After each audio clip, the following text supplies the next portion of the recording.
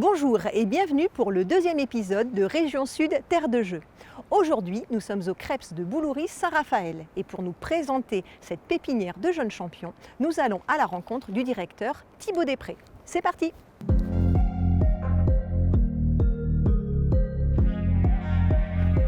Bonjour! Bonjour! Bonjour Thibaut, vous êtes le directeur de ce magnifique site du Creps de Boulouris-Saint-Raphaël. Alors, qu'est-ce qui le caractérise?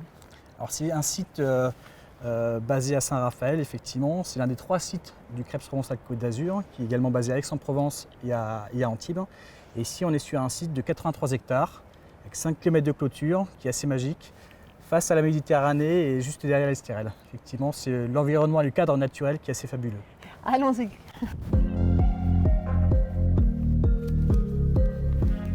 On est dans le lieu de vie des stagiaires et des athlètes qui se préparent ici au Creps. Exactement, là on est à l'internat des mineurs. On accueille 70 mineurs à l'année en internat. C'est effectivement sur des chambres de 2 qui passent leur journée, pratiquement tous les jours de l'année, mis à part les vacances scolaires. Voilà. D'accord, et il reste combien de temps ici au Creps pour préparer le haut niveau? Ils sont présents à minima une année. Et puis après, on a des sportifs qui sont là 4-5 ans. Et puis après, pour certains, il y a une évolution dans leur carrière sportive. Et ils partent à Paris, à l'INSEP par exemple, ou sur d'autres structures de Creps, à Nantes, à Bordeaux. Voilà. Très bien, alors je vous propose d'aller découvrir le Creps en images. Le Creps, centre de ressources, d'expertise et de performance sportive. Sa principale mission, repérer et entraîner les futurs champions. C'est la transition tout en douceur entre la pratique ludique et associative et le sport de haut niveau.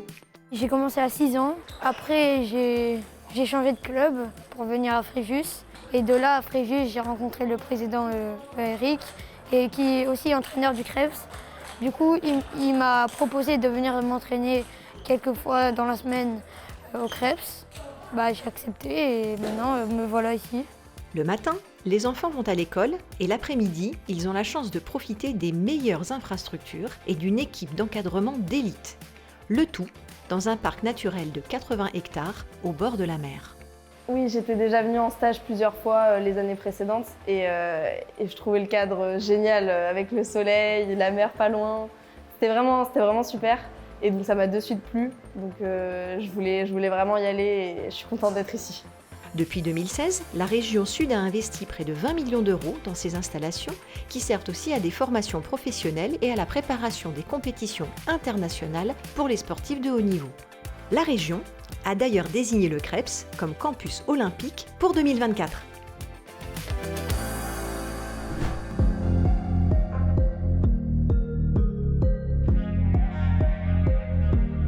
Donc le Creps composé de beaucoup de bâtiments, mais il faut aussi une équipe autour de vous pour animer tout cela. Complètement, effectivement, on est une équipe de 50 agents sur le site, avec une équipe très plurielle. On peut avoir un médecin, une infirmière, des préparateurs physiques, on a des personnes en charge des espaces verts, de l'entretien, du ménage. Puis il y a également tout l'accompagnement des sportifs sur la démarche de la scolarité. C'est important pour vous, la scolarité en parallèle des sports? C'est fondamental parce qu'on n'est pas à l'abri d'une blessure, on n'est pas à l'abri, je dirais, de sélection où on est sur le bord du côté. Donc c'est extrêmement important d'avoir cette dimension de scolarité dans ce parcours de sportif. Et vous, en tant que directeur, comment vous les accompagnez, ces jeunes? Alors, toute une équipe éducative derrière eux.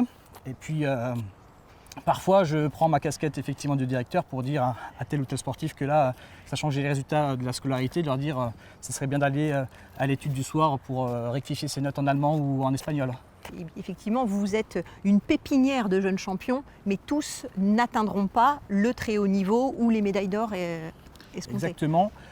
Pour autant, il ne faut pas leur interdire de rêver. Ils Bien sont sûr. là pour ça. Et à charge à nous de les mettre dans les conditions, d'une part, pour qu'ils rêvent, mais que ce soit également réaliste en termes d'accompagnement de parcours.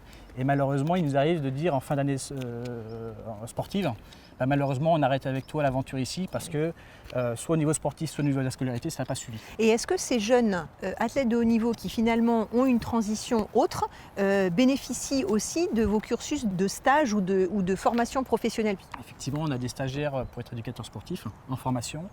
Ils sont sur des cursus qui durent 10 mois. Et on a certains de nos sportifs qui sont d'une part athlètes au sein d'une structure du CREPS Oui. et qui sont engagés dans un cursus de formation pour être éducateurs sportifs demain. D'accord, et bien ça nous permet une belle transition vers les formations professionnelles du CREPS. 45 secondes de travail, 15 secondes pour changer d'atelier. C'est parti! Il n'y a pas que la compétition dans le sport, il y a aussi l'animation et l'enseignement. Et pour cela, il faut passer un brevet professionnel de la jeunesse, de l'éducation populaire et du sport, le BPJEPS, un diplôme qui a de plus en plus de succès. J'étais en BTS, malheureusement ça m'a pas plu et du coup je me réoriente dans ce qui me plaît vraiment, du coup le sport. Et le BPJEPS c'était la meilleure alternative à ce que je pouvais faire. Il n'est pas évident en début de carrière d'oser faire de sa passion son métier.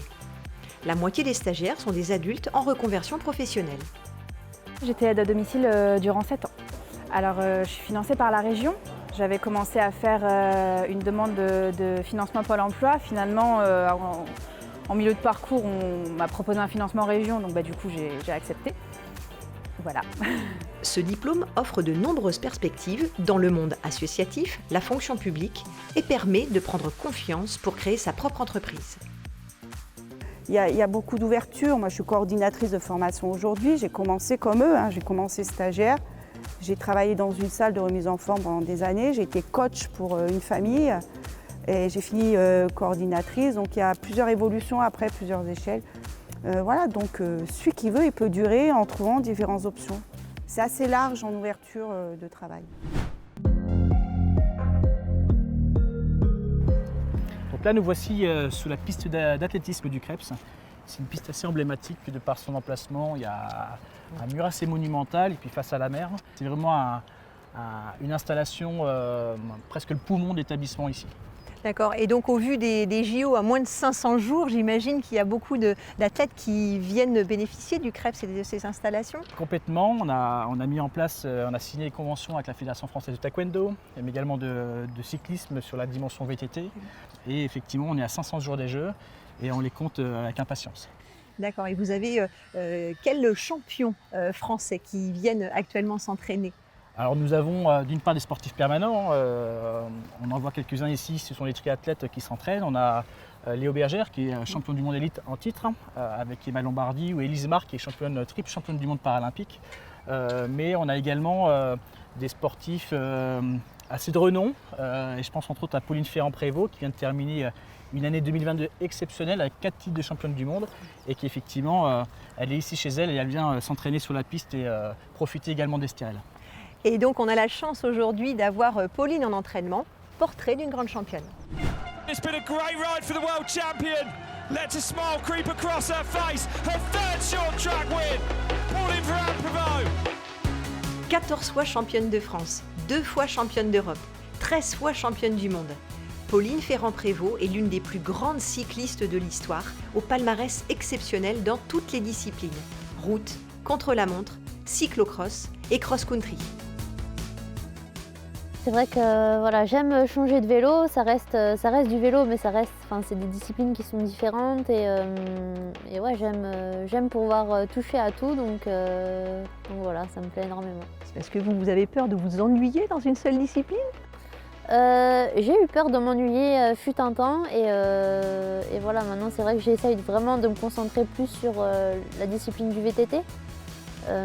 Il manque un titre à mon palmarès, c'est celui de championne olympique, donc c'est vraiment celui que je pointe du doigt et que j'aimerais décrocher l'année prochaine à Paris.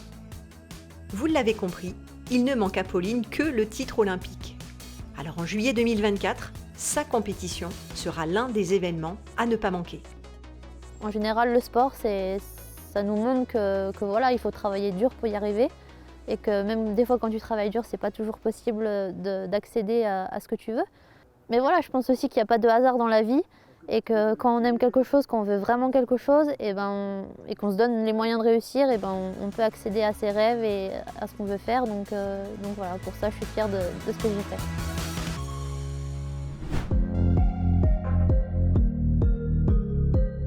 Donc là, j'attends 6 tonnes de gravier. D'accord. Mais je pense qu'il y a quand même des vues où au moins on peut avoir la partie haute du disco ball. On voit que c'est pas totalement fini là pour les JO. Vous allez être prêts? Écoutez, il reste 500 jours, donc on sera bien.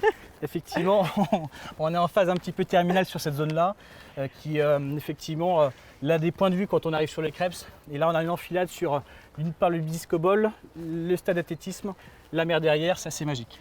C'est vraiment un site extraordinaire ce Krebs. Et oui, c'est vraiment le plus beau site du monde. Donc un magnifique site, une équipe d'encadrement au top, des athlètes bien préparés. Alors qu'est-ce qu'on peut leur souhaiter pour les JO à tous ces jeunes? Une meilleure préparation, en tout cas la plus belle des préparations en vue de Paris. On est à 500 jours, c'est loin mais également proche à la fois. Donc on est vraiment dans cette logique d'accompagnement au plus près de l'athlète pour qu'il performe en 2024. Donc on leur souhaite à tous l'or. Exactement. Bien, c'était Région Sud de Terre de Jeux. Nous vous donnons rendez-vous le mois prochain pour le nouvel épisode. À bientôt.